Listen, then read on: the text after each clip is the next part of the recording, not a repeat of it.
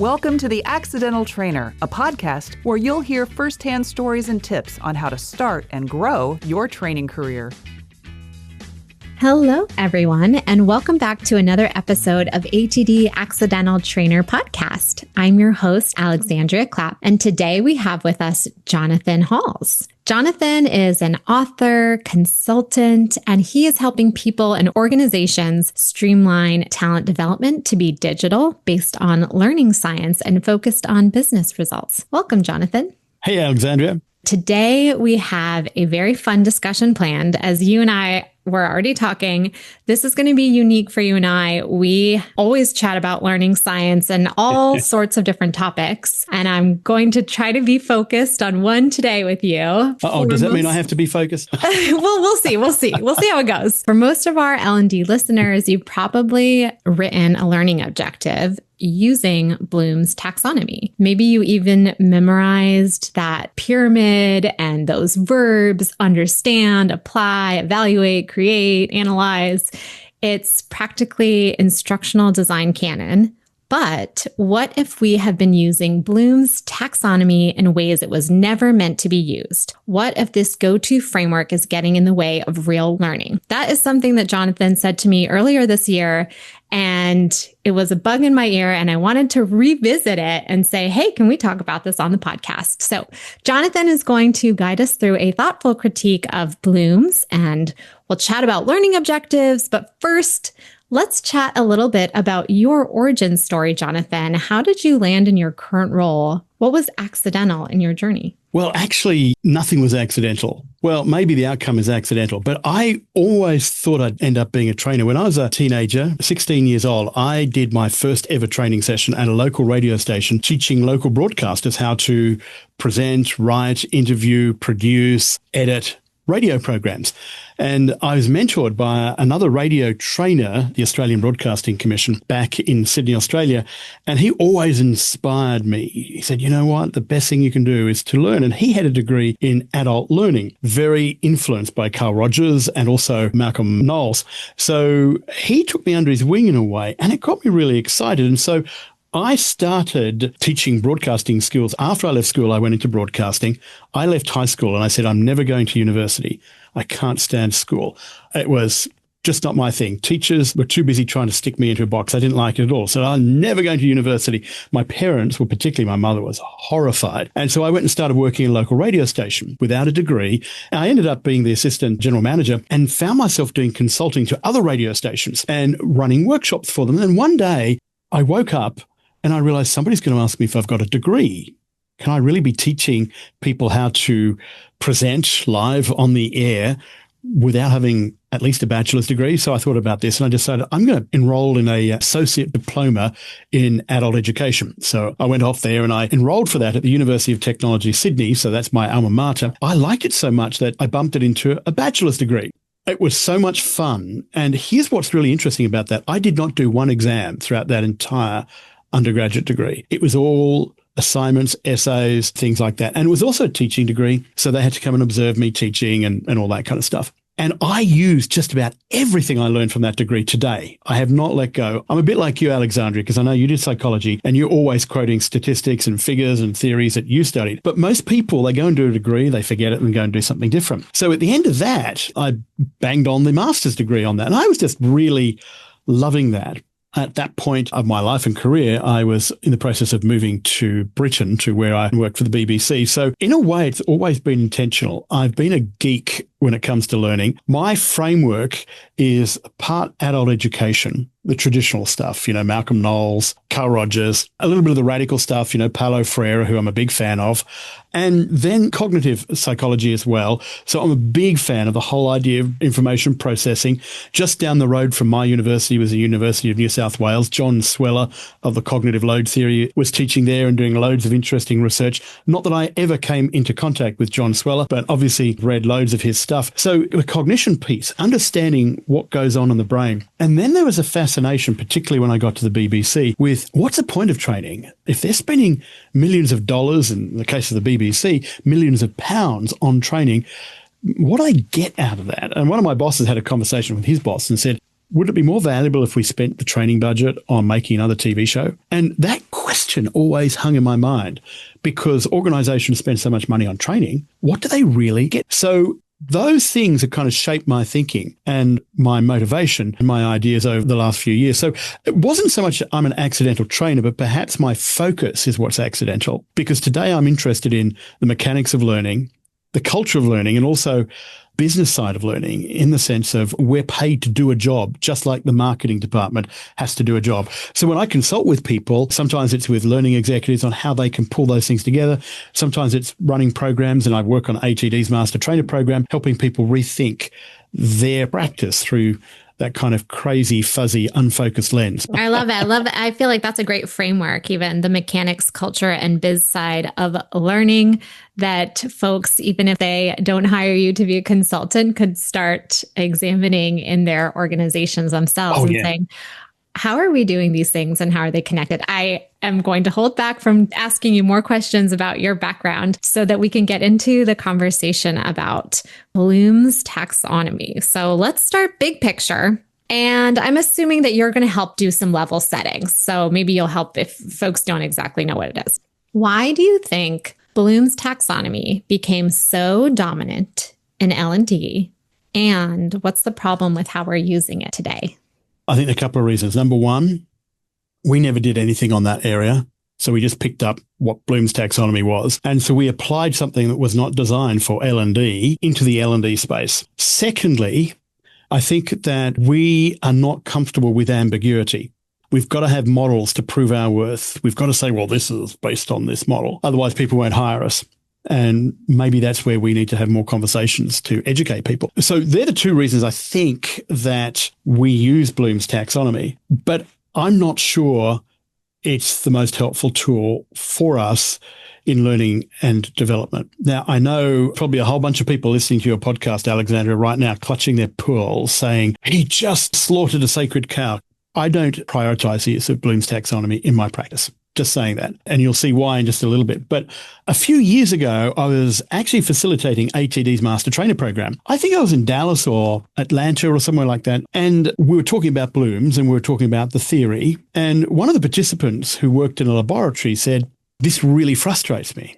And I had to hold my tongue because I'm teaching people the theory. I'm not telling them whether I like it or not. And I said, okay, so what's frustrating about it? She said, my boss won't let me do any courses unless I go and use the verbs of these 3 columns of the verb lists, the affective domain, the cognitive domain, and the psychomotor domain. So if I don't have a verb in that, I'm not allowed to use it. I've got to write every single learning objective based on that list. I said, okay. And then she worked in the scientific area. And the big problem was that every 3 minutes in the scientific area, there's a new verb created based on research. I mean, the most common verb 25 years ago that was recreated was Google. It's a noun, but we use it as a verb. We're going to Google something. And so she's looking at this list and she can't find anything that's actually relevant to the people who come on her workshops. So I said, can you show me the list? And she showed me it was a photocopy of a stencil. I don't know if you remember the old stencils. It actually had a date on it, 1994.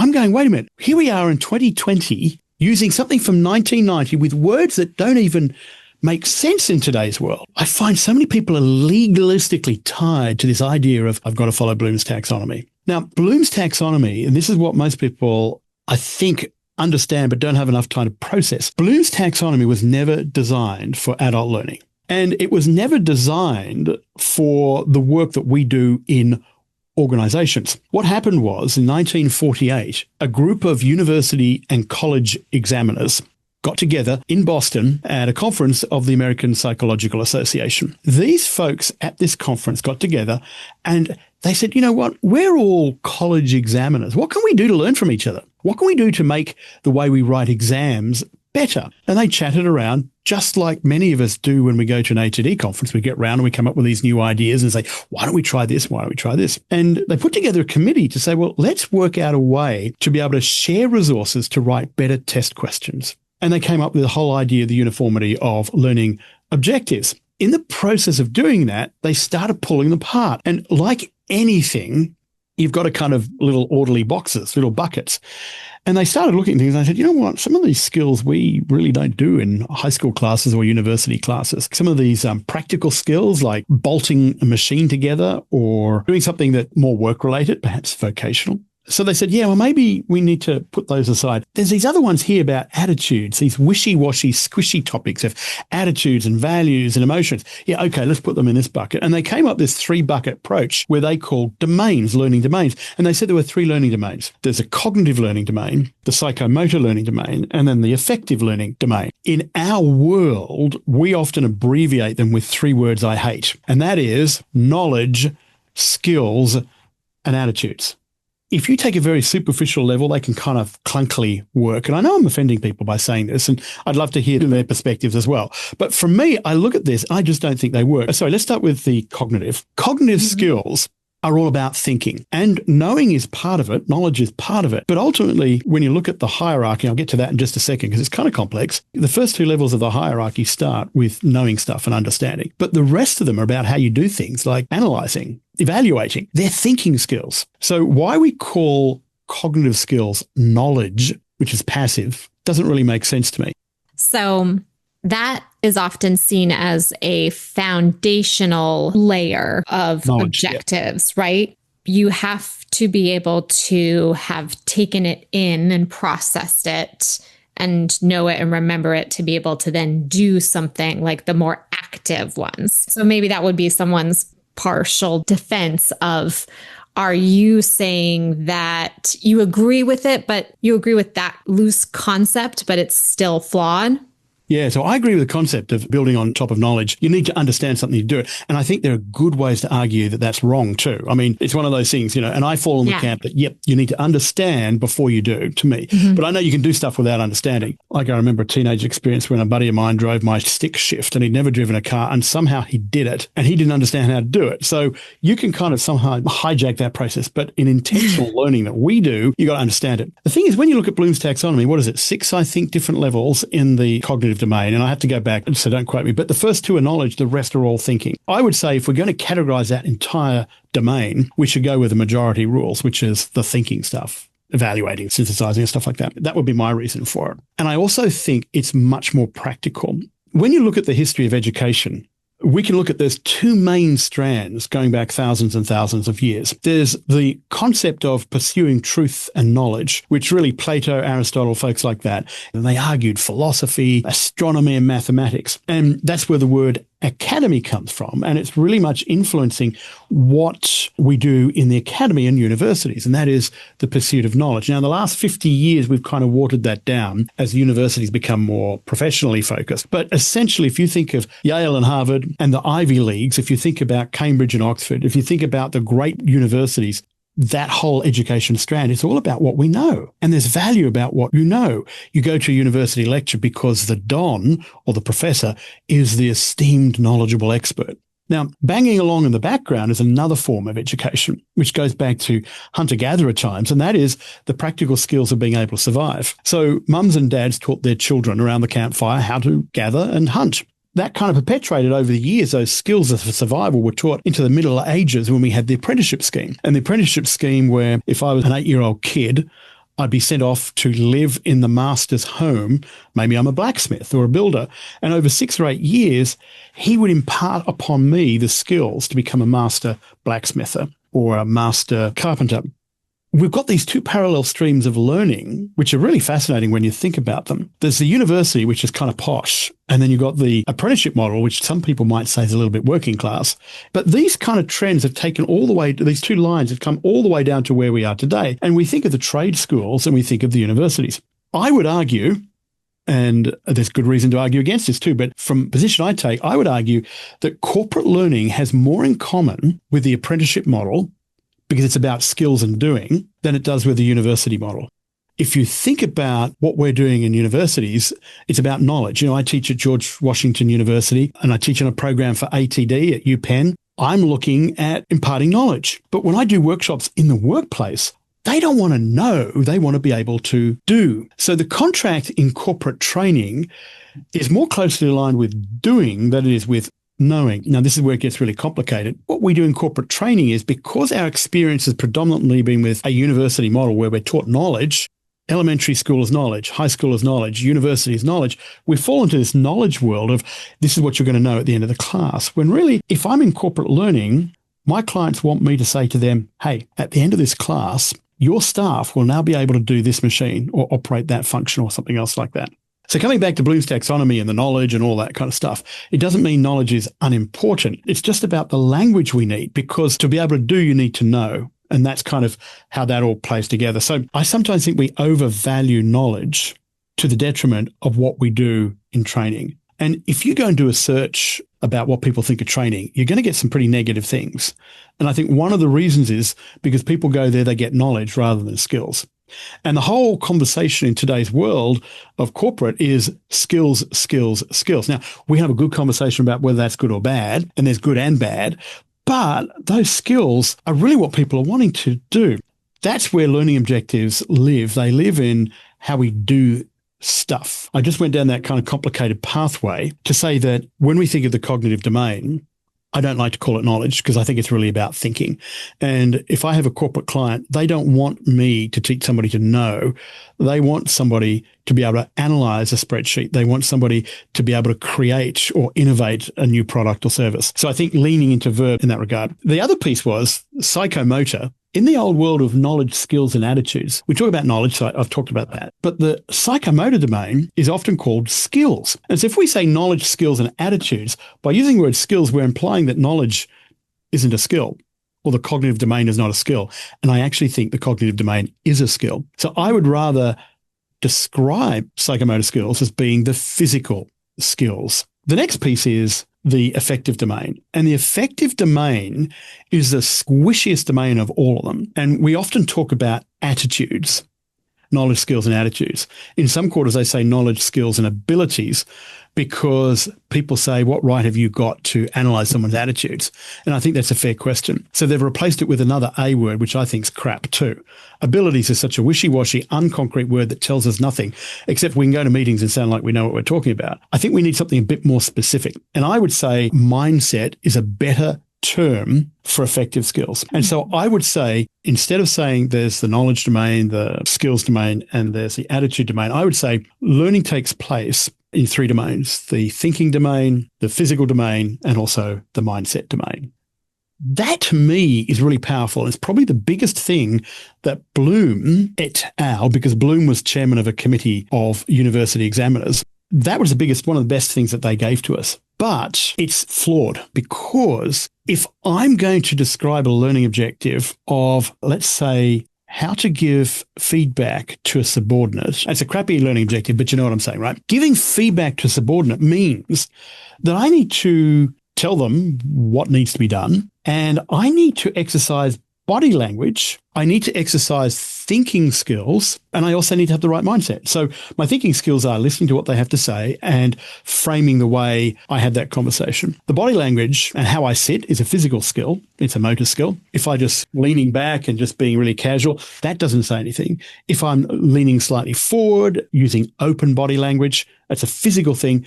That's going to make them feel more comfortable. And then the mindset is, I want to help them be better at what they do. It's going to affect bodily presence and my intellectual presence. So actually, when we think about most tasks, they've got a little bit of everything. Tasks lean into one of these three domains. They're not just one of these domains. The domains of learning work better within the learning objective itself. When it comes to Bloom's taxonomy, there are a lot of questions about this structure. But one of the reasons we use this is because no one else has kind of figured out this stuff. It's the best we've got. And it's not horrible, but I think that when we get deeper and deeper into Bloom's, we realize that probably we can't categorize any of this stuff.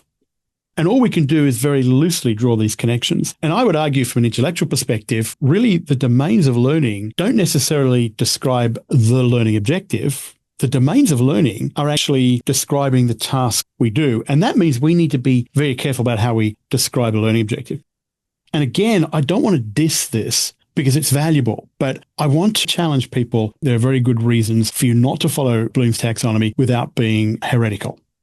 The original book that I've got right here, this is what they write in their introduction. At least 6 working meetings were devoted to this task, the task of coming together with the effective domain. Although some progress was made, we did not feel secure enough in our results to publish the reports produced at these meetings. Several difficulties beset this work. First, a lack of clarity in the statements of the effective objectives that we found in the literature. Second, it was difficult to find an ordering principle. They ultimately found internalization, which I thought was good. Third, a few of the examiners at the college level, remember, these are examiners, not trainers. They're not teachers, they're examiners. A few of the examiners at the college level were not convinced that it would make much difference in their work. So at the very beginning of the development of the effective domain, they were really, really tentative in what they actually produced. And basically goes on to say, we're expecting a lot of criticism with this because we know this has not been fully thought through to the extent that it needs to be. This is in the original effective domain, which is part of our canon. So it's really interesting. I think there's a lot of stuff in the Bloom's taxonomy that really is up for grabs. It's a helpful framework, but to be following it with religious vigor, I don't think is helpful.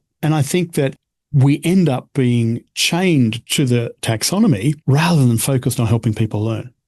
So I'll jump in with some of my thoughts. So first, of course, I watched the Tony Awards last night, which are the big awards ceremony for Broadway shows, which can be musicals and also can be plays. And it has to do with the theater size and the location in New York City. It just got me thinking, as I know a lot of folks in the L&D space are probably have some type of musical theater or acting background, and then they decide, I'm not going to pursue this as a career, but maybe I can sneak in my acting chops into facilitation or training. Or somehow they're in instructional design. They like to be behind the scenes, but they also are big musical theater fans or whatever. But I was thinking about this and how my background, as everyone knows who listens to this, is psychology. And I used to do acting just for fun. I didn't know that about you. That's interesting. Yeah, I didn't know you didn't know that. Well, when you are creating, you create objectives. You create a super objective. And that is your character's desires, their goals, and wants. And want is like a less cerebral word for objective, but the super objective is what is the big picture want for the overall narrative. So beyond just the scene that you're in, but your character, what do they want to get? What do they need? And then your objectives happen in maybe the smaller moments, the scenes, but then you can keep breaking it down into your intentions and your actions. A lot of work that an actor might do is going through and finding these really small beats, these sections within, because maybe your objective changes in a scene. Like you started with this thing that you wanted to do, but then something changes, your motivation changes. So when you were describing what your framework might look like with thinking and physical and mindset domains, you kept using this word want. That is like being an actor. You're figuring out what are your wants. You were using the example of a manager who's giving feedback and ultimately what is the goal that they want for their direct report. It sounds like you could use this sort of framework. And there's a lot of different ways, of course, how actors go about defining their actions and intentions and objectives and super objectives. But one thing that they might do if they're looking for inspiration is to look at a long list of verbs, of action words, because like you said, there's subjectivity in a word. I mean, this is where I could just like geek out forever because what one word means to one person is going to mean something different. Like I remember when I took the master trainer certificate, I think you used the example of snow, and what snow means to one person is different, but that is a noun. The same thing happens with an action word, with a verb, which is what I think a lot of people do. I've probably mentioned this on the podcast before, but in my before ATD life, when we were creating programs, I mean, I had this psychology background. I was going through all of my books around me before this call to see like, is learning objectives in the table of contents? Because I actually hadn't heard of Bloom's taxonomy until I did an ATD certificate program.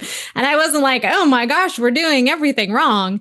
It was just another container system to kind of package that information. So I do think that if you're looking for a place to start, but I can't imagine a manager saying, like your example, that you have to use a word that's included on this list. That seems like a huge limitation. I have a million thoughts, but one question that I kind of saved that I wanted to get to at some point in this conversation was around you compared trade schools and apprenticeship models to universities or colleges.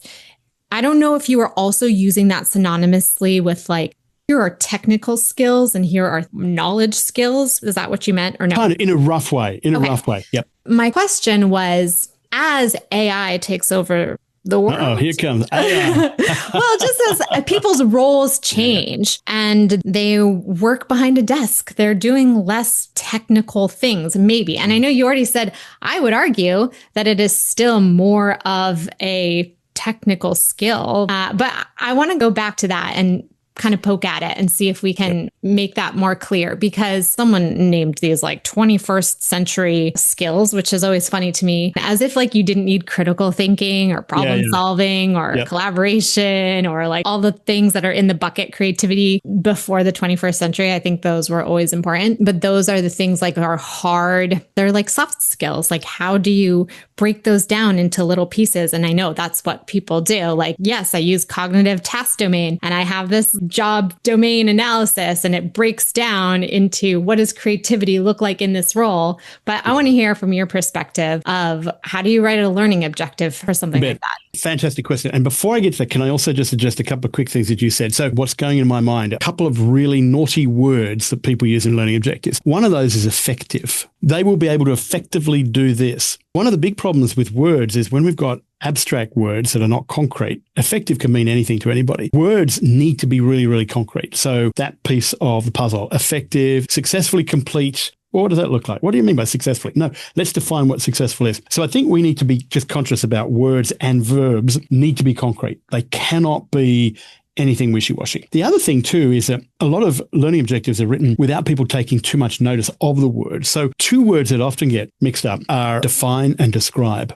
So you'll see that same thing in multiple learning objective lists. Describing and define sounds pretty similar. You know, you're going to tell people how to do something, but actually describing how you do it is a whole lot different to defining it. And it may sound like a small nuance, but when you go down that pathway towards evaluation, it actually creates a huge range of possibilities. And what we want to do is kind of close those off in a learning objective. So that leads us back to the point about the learning objective itself. So I have seen so many different versions and ideas of how to write learning objectives published over the years. And I think usually, and to your point, they're often 2 or 3 pages in a book on instructional design, and they're wishy-washy and they're not really telling us a lot. And often they're the photocopy of a photocopy of a photocopy of somebody else's comments. But if there's one person who really had the biggest impact, is Robert Mager. And he wrote a book back in 1967 called Preparing Instructional Objectives. And I think he offers the best model ever. And I'll get into that in a moment. I don't like using SMART objectives. I know some people use SMART objectives. SMART objectives are too general. They're business objectives. They're not focused on learning. Secondly, I don't like the ABCD model. I think the ABCD model is too cute. They just want to have words that fit into ABCD. I don't like the word audience. We're not theatre. We're actually learning facilitators. People are not here to watch us passively. They're here to do. So calling anybody audience, behavior, conditions, and degree. But when you go through it, behavior is again poorly framed. And a lot of people get confused between behaviorism, and they think that's what we're talking about. Learning objectives are not Skinner. Learning objectives came out of the managing by objective movement, not out of behaviorism. That small little distinction becomes really, really important to understand as well. And then at the end of the ABCD model, they've got this word degree, which is, again, such an unconcrete word. It's sloppy, it's squishy. So if I kind of put those aside, SMART objectives, not very helpful. ABCD, only half helpful. Mager said, if we want to write learning objectives, we need to be using 3 different elements. And with those 3 different elements, we need to describe what the person is going to be able to do, the conditions under which they're going to be able to do it, and then how well they're going to be able to do it. So in other words, the action that has to be taken, the conditions in which that action needs to be taken, and then the standard to which those actions need to be taken. We need to go back to make sense of that to understand what an objective is. And dovetailing into your comment, you were talking about skills and knowledge, and maybe because I get excited about the 2 different worlds. And what I'm really looking at is thinking, what does a manager, a supervisor want to hear from a trainer? Let's say there's this hypothetical meeting between me and a manager and maybe another trainer. And the manager's got this problem. The problem is that his team is embroiled in too much conflict. He doesn't know what to do. So he calls somebody in, a learning professional, and says, I want a class to help me work this out. And the learning objective says, all I need to know is emotional intelligence. They just need to know that and I'll be good. Oh, cool. Okay. So what can you do for me? Oh, well, I've got this great PowerPoint presentation on emotional intelligence and I can run through that. We can do all that. It's okay. That's great. And then another trainer, hopefully me, I walk in and they say, well, what can you do it? And I'll ask a question. I'll say, well, tell me, what do you think is causing conflict? And let's say it is a skills issue and not a cultural issue. And the manager says, well, Jonathan, I think that the issue is that I don't see people listening to what other people's ideas are. And she gives me an example and I go, oh, yeah, that's exactly right. Right. So then the manager says, I'm really interested in solving it. What can you do? And I turn around to her and I say, I'll put together a program so that your staff will be able to use active listening skills, not understand emotional intelligence, but apply active listening skills, or even better still, listen actively. What are they going to want? They're going to want the results. And so I think to myself that in the academic world, we've got much more leeway to explore the truth, because at the end of the day, truth itself is very tentative. All the precepts we use in our business, you take them all the way back to the core. You go, I don't know whether there's any foundation for this. So we've got the latitude to play around with knowledge, but in business, they don't spend for people to have nice knowledge. They spend so people can do stuff so that their organization can work. If they're in an international aid agency, they want their people to help people build wells. If they're in a bank, they want to be able to help their people grow the business so that the shareholders make money, which are usually grandparents relying on that for their 401k. But it's all about doing. And so if we think about learning objectives, and Robert Mager doesn't quite say this, but there's a way he frames it, a learning objective is a task that the learner will be able to perform at the end of a learning experience. That is it. Nothing more, nothing less. All we're doing is describing what somebody can do after a learning experience. And Mager himself said we have to be really careful that we don't describe the teaching process. So when it comes to learning objective, it's actually got nothing to do with learning.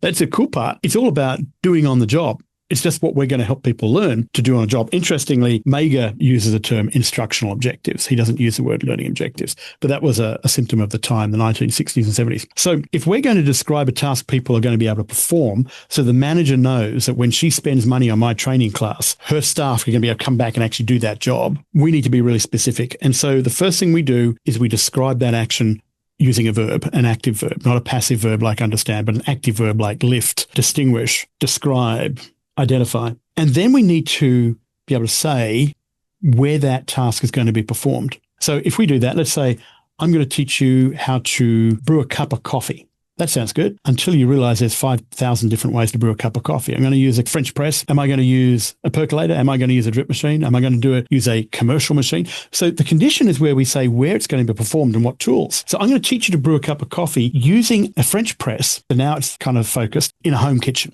That's it. And then I'm going to say, how do I know you've done it well? It's all very well to say you're performing it, but we need performance. And when you look at the field of learning expertise, it's all about being better at increasingly complex task performance. So how do we know what we're pushing people towards? So we've got to actually describe a standard. The standard might be traditionally to do it in 5 minutes or to do 5 cups of coffee or whatever. What I'm suggesting is that we need to go beyond tradition because our world has become a little bit complicated and start thinking about external references as well. What we have, it might be, I'm going to teach you to brew a cup of coffee using a French press in a home situation following the Acme 5-step process, whatever that 5-step process is. I can't tell you what tastes good or bad because we all know only ourselves make our best coffee, right? Nobody makes a coffee like we do ourselves. And I don't know, Alexandria, whether you drink coffee or not. But I was just thinking, I was like, this is such a good example because maybe I whip out 5 cups of coffee in 5 minutes, but I don't know if they taste good because I don't drink coffee. So right, I was like thinking about the standard one. Yeah. So if we give you a reference standard like the 5 steps that are based on some sort of research, we know what that is. If it's changing a car tire on the side of the road, maybe it's a safety standard from, if you've got a Kia, it's the Kia safety manual. But we need to be really clear on that standard because it helps us then be able to give feedback. And this is what doesn't happen a lot in corporate learning. We just dump stuff at people expecting to go out and do it. But if we've got a core standard and we can give people feedback, so I can say, Alexandria, you didn't bloom the coffee. You need to bloom the coffee before you put the hot water in because that's one of the steps of making it in a French press. But I'm not going to examine whether the coffee tastes good or bad. I've got an objective criteria that I can give you feedback on. And so this is where it becomes really, really important. So another example is changing a car tire. And I say, oh, you're going to learn how to change a car tire at the end of this workshop. And you might come along expecting to change a car tire on the side of the road when you have a flat. Participant next to you might be expecting that they're going to learn how to change a car tire on the side of a racetrack during NASCAR, which is an entirely different process. And somebody else might expect to do it in their garage. And they've got every right to be annoyed that we haven't given them what they wanted because we haven't been specific. And when we're specific, it makes it easier for instructional designers to start brainstorming what examples and what methods of learning and activity they'll use in the classroom. And then when we've got the standard, all of a sudden, we've got really objective criteria. I'll give you an example. If I'm doing a workshop, again, let's think feedback skills. And I'm teaching a group of people how to provide positive feedback in a workplace situation. I like Robert Bolton's method. He wrote that back in the 80s and the 90s. And the whole idea of when you give feedback statements, use an I statement. So I'm watching somebody and they're role playing with somebody else and they don't use an I statement. And I say, well, you know what? The feedback I'm going to give you is that it could have been actually more powerful had you used an I statement. And they turn around and say, no, I don't think I need to use an I statement. And I say, well, I think you do. And they say, well, no, not my model of conflict resolution. Now we've got this argument between whether they think I'm right or wrong, whether I think they're right or wrong. If we've got a standard and I can say, well, actually, I'm teaching you the ACME standard of feedback. And in the ACME standard, this is what we're doing. So I respect that you might have a different perspective, but that's not what we're teaching. We're now nailing things down and it becomes so much more intentional and precise. And it's interesting because learning objectives are some of the most boring things for most people to think about. But when we get them right, they give us so much more precision to design learning experiences and to give feedback. They're not about learning, they're about what happens in the job. And Robert Mager says that in his book. We don't describe how we teach, we describe what we do. Coming back again to the question you asked between tasks and knowledge, we're not saying knowledge is bad. We're not saying university is bad either. But what we are saying is that managers, supervisors, directors, organizations are less interested in the pursuit of knowledge and truth than they are about getting work done. And to get work done, we need to perform tasks. And if we can describe those tasks as tasks and follow these model of these three elements, all of a sudden, learning professionals have got a tool that they can be precise and focused on. And it will lead to results. And we can measure those results. And we can then tell people those results. And our credibility rises as learning professionals. Most people look at training and think, oh gosh, I'm just going to go and have to listen to someone talking all day. But if we could be reframing that conversation to time you're investing in training is actually going to help you be better at what you do so that you can get a promotion, you can get a bonus, you can do work better, you can better serve the community that you're working with, you can better serve your clients. If those are the conversations we have, all of a sudden it transforms what we do. And it goes away from training being thought of that department at the end of the corridor behind a smoky glass window with a post-it note saying out at lunch to the center of the organization where we're learning scientists who understand the business and culture and how to help people learn. And it gives us so much precision around how we do it. Okay. We're running out of time. A couple of questions, clarifying questions. Action, condition, standard. This is a helpful framework. Is this Robert Mayer's framework? He uses different words. He uses behavior, condition, and criteria. So when I use it, I say action because I think behavior sounds too much like a naughty school child. I think that action is far more reasonable. Expecting behavior at that level of degree is pretty hard when most of us are accidental trainers. And standard, I just think works better than criteria. Criteria sounds scary for some folks.